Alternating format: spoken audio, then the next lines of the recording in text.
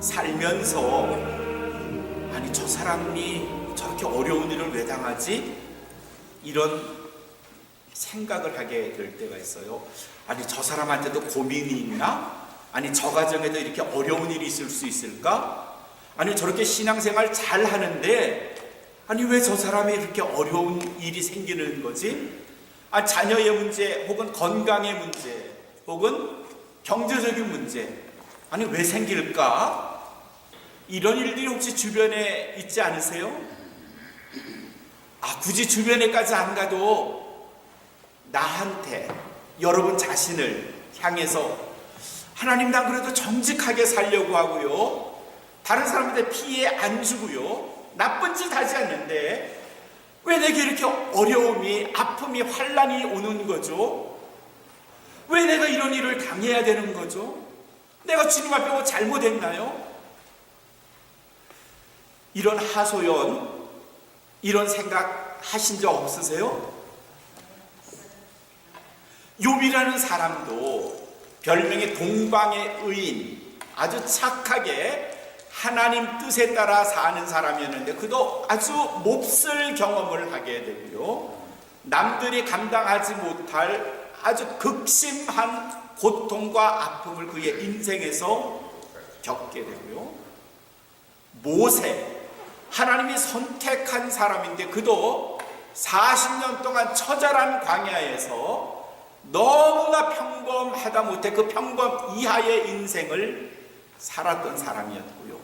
오늘 우리는 역대하 14장에서 다윗의 아들 솔로몬, 솔로몬의 아들 르호보암, 그리고 르호보암의 아들 아비야, 그리고 아비야의 아들 아사 왕에 대한 말씀을 나누게 됩니다.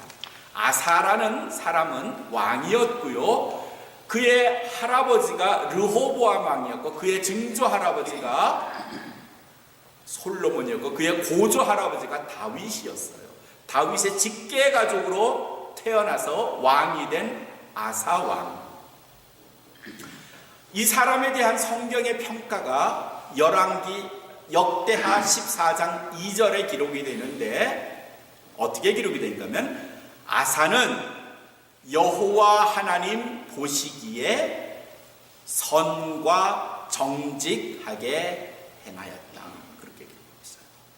아주 선한 사람이었고 여호와 하나님 보시기에 정직한 사람이었다. 하나님 보시기에 기뻐할 만한 사람이었어요. 하나님이 좋아하는 사람이었어요. 악한 왕이 아니라 선한 왕이었어요. 역대하 14장 1절에서부터 쭉 말씀을 보시면 이 아사왕이 통치하던 시대가 어땠나 하는 모습들을 우리가 볼 수 있는데, 1절에 뭐라고 기록이 된다면, 아사가 왕이 되니 그 시대에 그 땅에 10년을 평안하였더라. 그렇게 기록되어 있어요. 아사가 왕이 되고 나서 그 땅에 그 시대에 10년 동안 평안했다.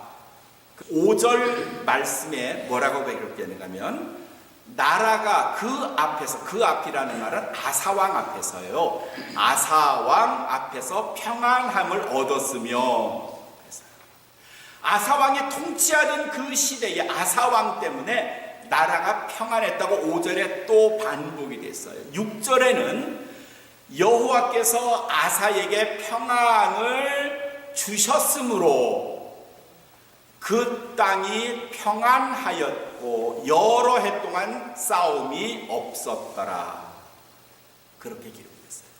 그러니까 평안인 아사왕이 그냥 가진 게 아니고 누가 주셨다? 여호와께서 주셨더래요.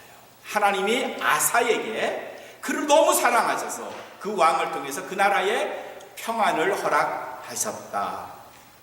그리고 7절에도 그 말씀이 반복되는데, 이스라엘 백성들을 향하여, 유다 백성들을 향하여 아사왕이 연설하는 가운데 이런 고백을 합니다.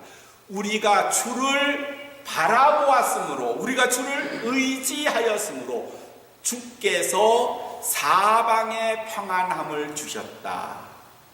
그런 내용이 7절에 있어요. 다른 말로 하면 뭔가 하면 우리가 주님을 믿고 의지하고 바라봤더니 주께서도 우리에게 평안함을 사방에 허락하셨다. 1절, 5절, 6절, 7절에 계속해서 평안이 나오는데 그 평안은 누가 주셨는가 하면 하나님께서 주셨고, 왜 주셨는가 하면 아사왕이 선하고 정직했기 때문에 주셨다. 사랑하는 성도 여러분, 하나님 앞에 선하게 정직하게 살면 하나님이 나를 통하여 우리를 통하여 평안을 선물로 주실 줄로 믿습니다. 오늘 역대하 14장은 그 말씀으로 시작이 돼요. 그런데 오늘 우리가 읽은 본문으로 넘어가면서 갑자기 먹구름이, 암흑이 깔리기 시작하네요. 구스 사람이 지금 이디오피아예요. 그 이디오피아와 이집트를 중심으로 해서 약 100만 명이, 굉장히 많죠? 100만 명 대군이 지금 남쪽 유다 예루살렘을 향해서 진격하고 있어요. 쳐들어오려고요. 그 나라 예루살렘을 폐허로 만들고 그 땅의 사람을 죽이고 노예로 끌고 가고 여자들은 자기의 성적 욕망의 대상으로 삼으려고 100만 대군이 지금 예루살렘 성을 향해서 진격하고 있어요. 10년 평안을 누렸는데 갑자기 먹구름이 낀 거예요. 그럼 그에 대항할 예루살렘의 군대는 몇만 명쯤 될까? 성경에 기록이 되어 있는데 약 58만 명. 100만 명 대 58만 명. 요새같이 무기가 좋으면 미사일 쏘고 뭐 기관총 대포 쏘면 그래서 58만 명이 100만 명을 이길런지도 몰라요. 칼을 잘 쓰는 중국 영화에 나오는 그런 사람들 있잖아요. 주인공 눈을 감고도 살살, 이런 사람 한 몇 명쯤 있으면 혹시 58만 명이 100만 명을 이길런지도 몰라요. 그러나 고대 전쟁에서 58만 명이 100만 명을 이기는 건 불가능해요. 게다가 이디오피아 군대, 이집트 군대는 약 300대의 아주 빠르고 날렵한 전쟁용 경주 마차가 있었대요. 병마가 있었대요. 그걸로 공격을 해오면 남쪽 유다는 속수무책으로 질 수밖에 없어요. 100만 명 이집트 군대가 쳐들어온다는 이야기를 듣고 아사왕이 서둘러 군대를 소집해서 그들과 맞서 싸울 한 지형으로 갔어요. 그리고 전술을 논의하고 참모들과 어떻게 싸울 것인지를 의논해야 할 이 아사왕이 갑자기 사라졌어요. 어디로 갔을까요? 뭘 했을까요? 그가 어디로 갔는지 뭘 했는지에 대해서 오늘 말씀 11절이 우리에게 말씀을 기록해 주고 있는데, 11절 보면 이 아사왕이 그 전쟁통에서 무엇을 하는가 하면 하나님 앞에 꿇어 엎드려 기도했다고 기록해요. 11절 내용을 쭉 읽어보면 아사왕이 뭐라고 기도했는가 하면, 여호와여, 강한 자와 약한 자 사이에는 주 밖에 도와줄 분이 계시지 않습니다. 그러니 나의 하나님 여호와여, 나를 도와주소서.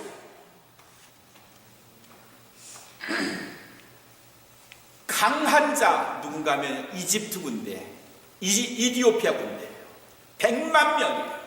그 강한 자와 약한 자 겨우 58만 명, 절반밖에 되지 않는 나 사이에서 도와줄 분은 하나님밖에 없는데, 나의 하나님 여호와여, 나를 도와주시옵소서.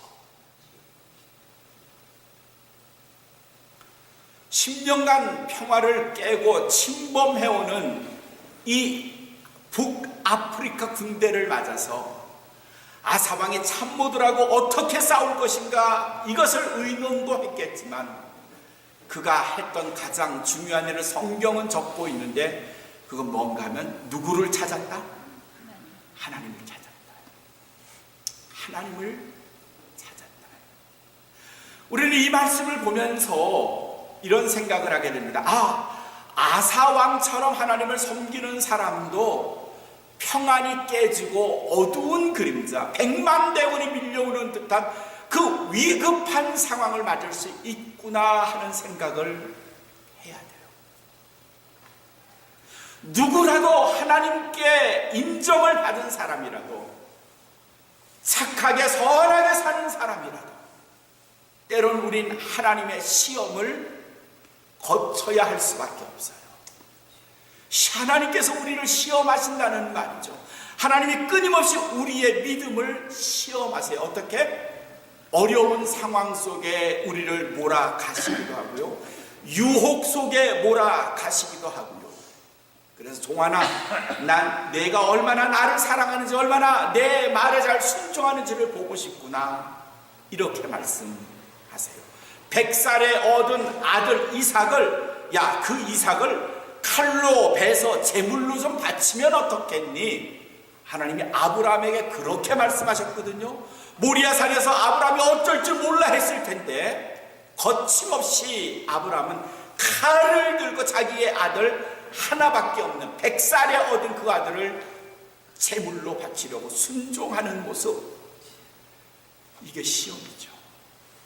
하나님은 우리를 그렇게 시험하세요. 하나님 보시기에 착하고 선하고 정직한 아사왕을 100만 대군 이집트 군대로 시험하시는 거예요. 네가 이 문제를 어떻게 푸는지 내가 지켜보마. 그럴 때 우린 어떡하죠? 누굴 찾습니까? 누구에게 SOS 도움을 요청하십니까? 누가 나를 도와줄 거라고 생각하십니까?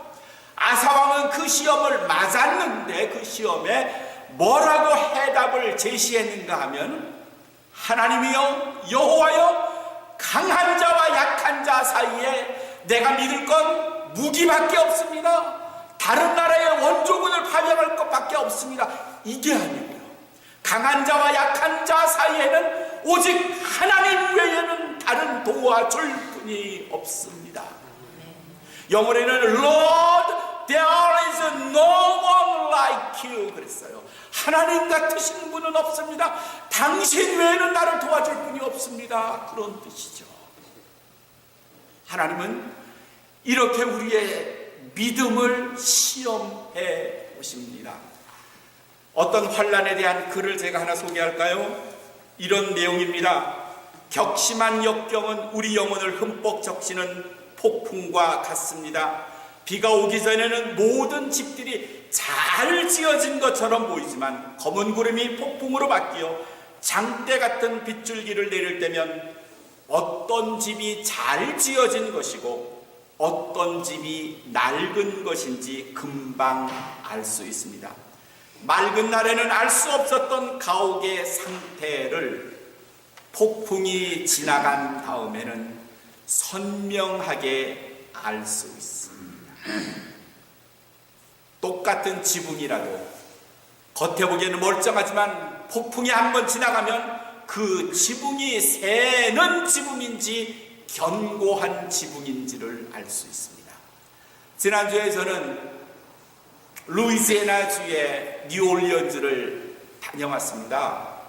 여러분 기억하시나요? 2005년 8월 28일, 29일 카트리나라는 초대형 허리케인이 그 지역을 휩쓸고 갔습니다. 그 지역은요, 그 뉴올리언즈는 미시시피 강이 흐르고 있는 하류예요. 땅이 견고하지 않고요, 곳곳이 늪지대고요. 그리고 뉴올리언즈 바로 위에는 폰차트레인 호수라는 거대한 호수가 있었고요.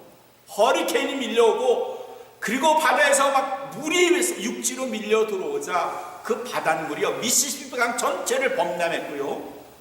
그리고 그 안에 있었던 뉴올리언즈 도시 전체가 물에 잠겼고요. 10년 전 일 여러분 기억하실 겁니다. 자그마치 2만 명이 죽거나 행방불명이 됐고요. 그 지역이 늪지대여서, 그리고 집안이 무척 약해서 어떤 일이 생기면 홍수가 생길 수 있다는 가능성을 많은 사람들이 제시했는데, 정부 관료들은 끄떡없다.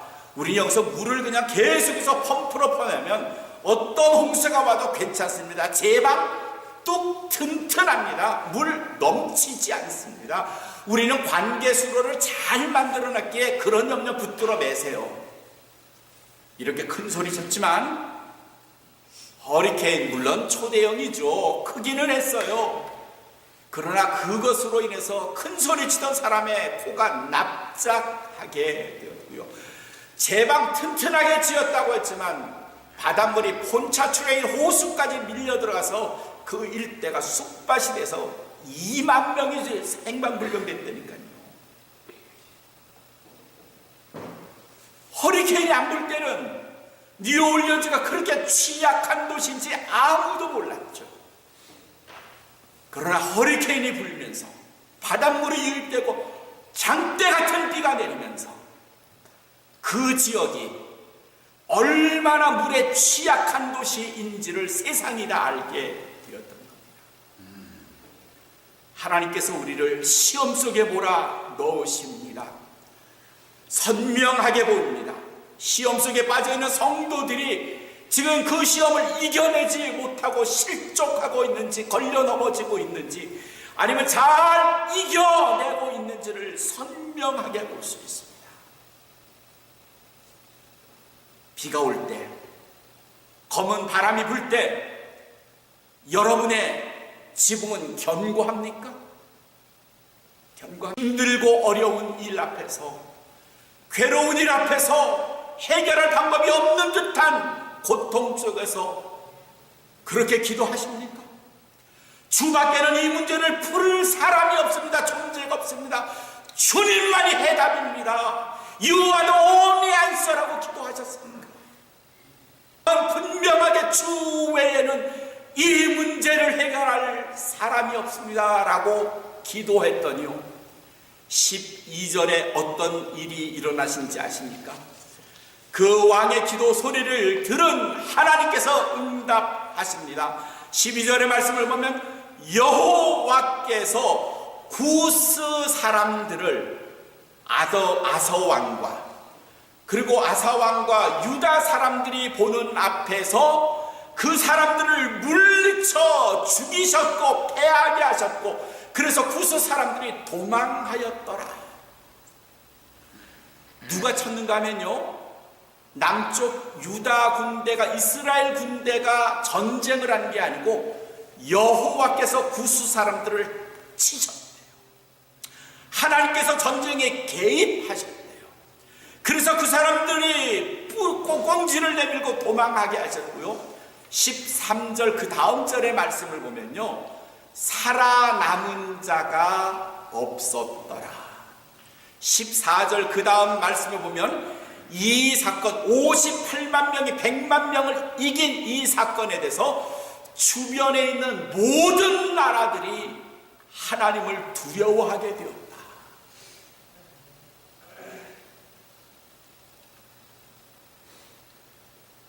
절대 궁지에 몰린 아사왕이, 도저히 이겨낼 수 없을 것 같은 전쟁 상황 속에 빠진 아사왕이 어떻게 이 대역전극을 연출할 수 있었느냐?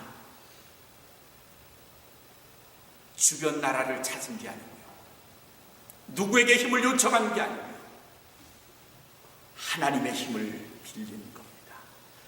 강한 자와 약한 자 사이에는 주 외에는 도와줄 자가 없습니다.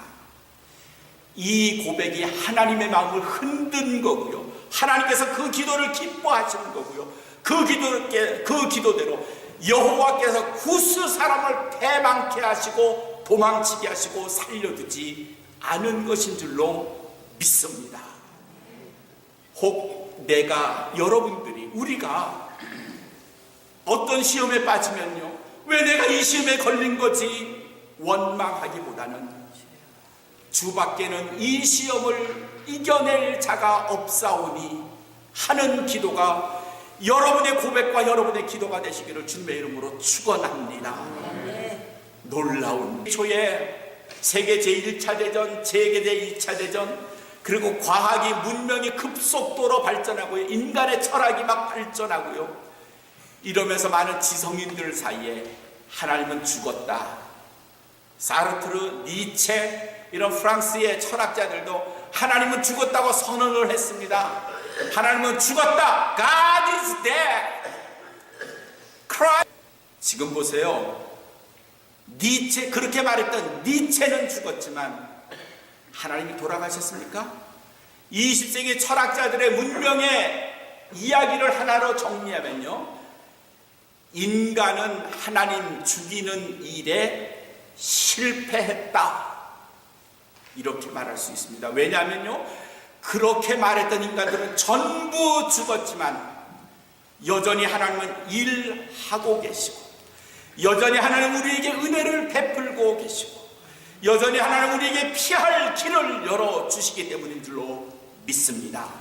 사랑하는 일형이라는 분은요, 교회에서는 성가대원, 그리고 좋은 주일학교 선생님, 집사님, 가정에서는 남편, 아빠 노릇, 그리고 사회에 나가서는 크지는 않지만 중소기업을 이끌고 있던 CEO였어요. 많은 사람에게 인정과 존경을 받았던 사람입니다. 그러다가 IMF가 한국에서 있었죠. 뻥 터진 겁니다. 잘 돌아가던 회사가 갑자기 뒤틀리기 시작했습니다. IMF가 나서 한 2달 만에 회사가 결국 부도 처리 나게 됐습니다. 부도 처리는 했지만 빚은 엄청나게 많았습니다. 자기가 살고 있었던 집, 자동차 회사 전부 다 팔아도 빚을 갚지 못했습니다. 외동딸과 아내는 처가집으로 급히 보내고 자기는 남은 작은 돈 가지고 도피 생활을 시작했습니다. 끊임없이 지난 어느 날 가지고 있던 모든 돈이 떨어졌습니다. 더 이상 어디 가서 잘 곳도 먹을 것도 불가능했습니다. 선택한 것은 그가 수없이 지나갔던 서울역 그 지하 차도에서, 그 지하도에서 구걸하던, 거기서 자던 사람들과 같은 행색이 되어버린 겁니다. 갈 데가 없었던 겁니다. 누구도 찾아갈 수가 없었던 상황이고요. 빵 하나 사 먹을 돈도 없었던 절박한 상황이 된 겁니다. 3일을 목욕을 못하고요. 그리고 그곳에서 아무것도 먹지 못했습니다. 내가 이러다가 죽게 되겠구나. 더 이상 가족도 하나님도 자기 신앙생활도 아무것도 생각이 나지 않았습니다. 남들처럼 구걸하면서 혹은 빵을 훔치면서 끼니를 이어갈 수 있었던 사람도 아닙니다. 한 번도 경험하지 못한 노숙자 생활을 시작하면서 해결할 방법이 없는 상황 속에 빠져든 겁니다. 3일을 굶고 나흘째 되던 날 아침에 같이 옆에서 자고 있던 사람들은 우르르 어디로 가더랍니다. 생각도 하지 못하고 그 사람들을 쫓아가야 되겠다고 생각한 겁니다. 그 사람 뒷공문을 쫓아서 갔더니 어느 교회의 교육관에서 거기에 교인들이 정성껏 끓여낸 콩나물 국밥을 주더랍니다. 앉아가지고 그들과 함께 그 국밥을 먹었습니다. 내가 몇 달 전만 해도 내가 저렇게 국밥을 나누어 주던 사람이었는데 이제는 내가 얻어먹는구나. 오랜만에 따뜻한 콩나물 국밥을 먹으면서 속에 얼었던 것들이 다 녹는 듯하고 나른하더랍니다. 좀 좋은 것 같기도 하고요, 좀 잔 것 같기도 하고요. 그러다 눈을 떠서 가만히 보니까 교회 안에 교육관에 걸렸던 십자가가 그때 보이더랍니다. 그 십자가를 바라보면서 알 수 없는 눈물이 푹 쏟아지더랍니다. 그러면서 자기 입에서 자기도 모르게 주님, 이상한 건 그 다음이었습니다. 자기가 사회생활하면서 아빠로, 남편으로, CEO 회장으로, 교회에 좋은 집사로 살면서 살았던 과거의 모습들이 십자가를 통해서 쫙 자신에게 보여주는데 자기가 차마 해서는 안 될 말들, 해서는 안 될 일들이 주마등처럼 눈앞을 스쳐가더랍니다. 목사님이 앉으시면 큰일 날 말들, 그러한 일들을 얼마나 많이 했는지, 기업을 경영하면 할 수 없는 거야, 기업인으로서는 이 정도야 하면서 했던 수많은 나쁜 짓들, 아내가 알면 뒤로 자빠질 만한 일들, 자기 자식이 알면 차마 아빠다라고 말하기 어려웠던 부끄러운 일들이 수없이 지나가더랍니다. 그리고 그 그림들을 보면서 갑자기 이 십자가 그 교육관 앞으로 달려나가서 눈물 콧물 쏟아면서 회개를 시작했습니다. 내가 겉으로는 집사고 교회에 성실한 그리스도인처럼 살았지만 내가 얼마나 주님과 상관없이 주님 없이 살았는지 나의 죄를 회개합니다. 그렇게 기도한 이후에 밤이 되길 기다렸습니다. 자기 아내가 남편을 대신해서 딸을 키우기 위해서 밤늦게까지 식당 일을 하는데 밤늦게 돌아오는 걸 아니까 그 아내가 돌아올 때까지 기다린 겁니다. 그리고 어렵사리 구한 동전 몇 개로 아내와 통화를 했습니다. 오랜만에 남편의 목소리를 듣던 아내가 깜짝 놀랍니다. 여보, 지금 당신 어디야? 괜찮아? 남편이 한동안 말을 못하다가 괜찮아, 당신 보고 싶어서 전화했어. 아내가 대답합니다. 여보, 지금 당신 어디지? 무조건 빨리 지금 집에 들어와. 아, 무슨 소리야? 내가 가면 또 채권자들이 몰려들 텐데. 아니, 괜찮아. 집에까지 왔습니다. 아내가 택시비를 내주고 그리고 자기 친정집으로 남편을 데리고 들어왔습니다. 목욕을 시켰고요. 그리고 목욕하는 동안에 따뜻한 밥을 지어서 줬고요. 정신없이 목욕하고 나서 밥을 먹고요. 한숨을 돌리는 남편에게 아내가 편지 한 장을 꺼내줍니다. 어느 변호사가 쓴 편지였습니다. 변호사란 말에 가슴에 철렁내지 않습니다. 아, 이것도 돈 안 갚으면 감옥에 넣겠다 뭐 이런 거겠지. 아내가 그런 남편의 마음을 알았는지 안심하고 여보 꺼내 읽어봐. 편지를 꺼냈습니다. 변호사가 쓴 편지였습니다.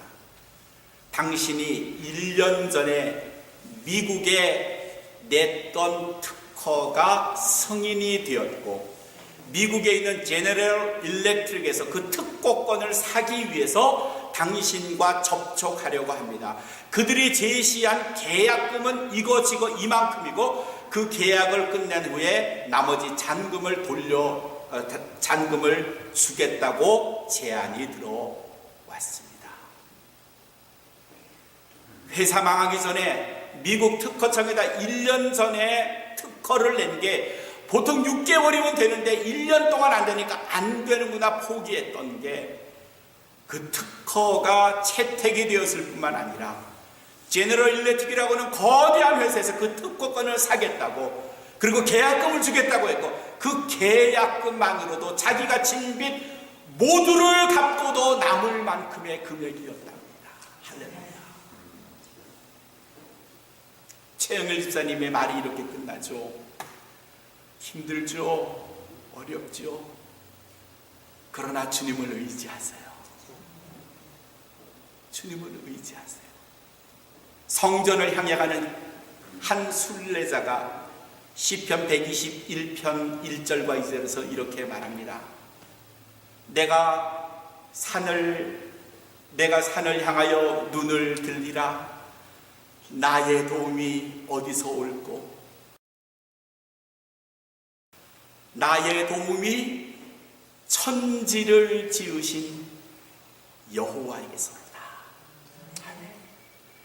내가 눈을 들어서 산을 봤는데 야, 누가 나를 돕는 거지? 누가 나를 도우실까? 그렇게 봤더니 나를 돕는 분은 천지를 지으신 여호와 하나님. 그렇게 고백하는 겁니다. I lift my eyes to the mountains. 내가 눈을 들어서 하늘을 봤습니다. Where does my help come from? 내 도움이 도대체 어디서 오는가? 그리고 거기에 대한 대답을 2절에서 이렇게 합니다. My help, 나의 도움은 comes from the Lord. 주님으로부터 오는데 그 주님이 누군가? The maker of heaven and earth. 하늘과 땅을 창조하신 그 하나님이 나를 도와주시는구나. 사랑하는 성도 여러분, 왜 주의 이름을 불러야 하죠? 왜 강한 자와 약한 자 사이에 주밖에는 도울 분이 없는 거죠? 그분이 천지를 지으시는 분이고요. 그분이 바로 나의 도움이 되시기 때문입니다. 어렵고 힘들 때마다 나는 왜 이러지? 좌절하지 마시고요, 쓰러지지 마시고요, 사람을 의지하지 마시고요, 오늘 아서 왕이 우리를 향하여 고백한 것처럼 강한 자와 약한 자 사이에 돕는 분은 하나님밖에 없다는 말씀으로 여러분의 고백을 삼으셔서 아무리 건망증이 심해도 기억하세요. 주 밖에는 도와줄 분이 없습니다. 이 고백이 여러분 모두